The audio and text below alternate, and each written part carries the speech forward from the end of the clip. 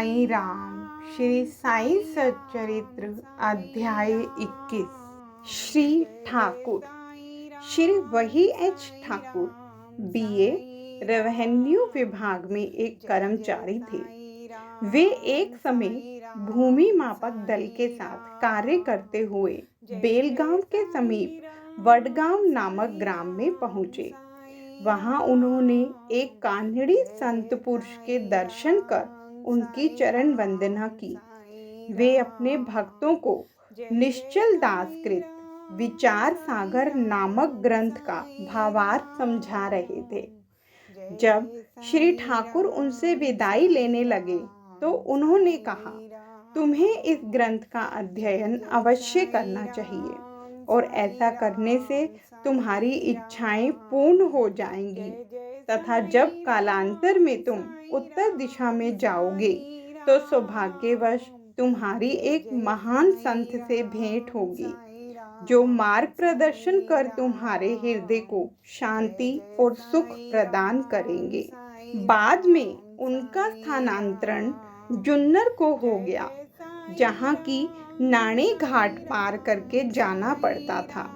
यह घाट अधिक गहरा और पार करने में कठिन था, इसलिए उन्हें भैंसे की सवारी कर घाट पार करना पड़ा, जो उन्हें अधिक असुविधाजनक तथा कष्टकर प्रतीत हुआ।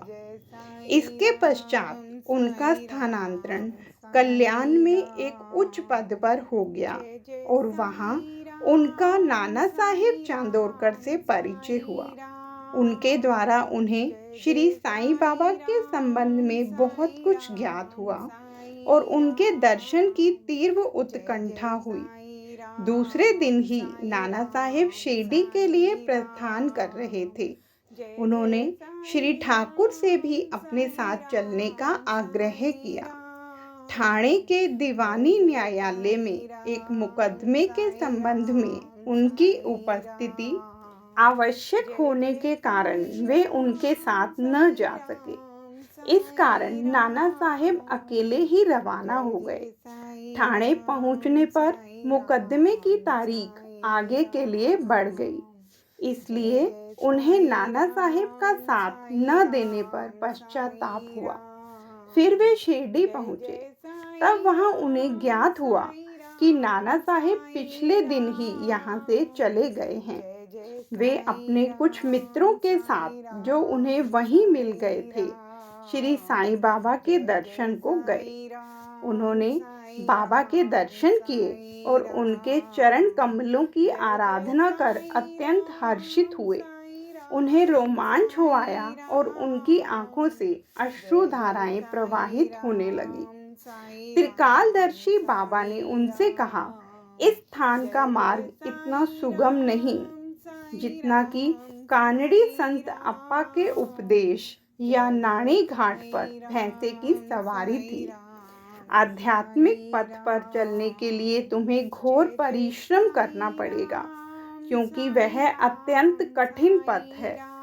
जब श्री ठाकुर ने सारगर्भित शब्द सुने, जिनका अर्थ उनके अतिरिक्त और कोई न जानता था, तो उनके हर्ष का पारावार न रहा और उन्हें कानड़ी संत के वचनों की स्मृति हो आई।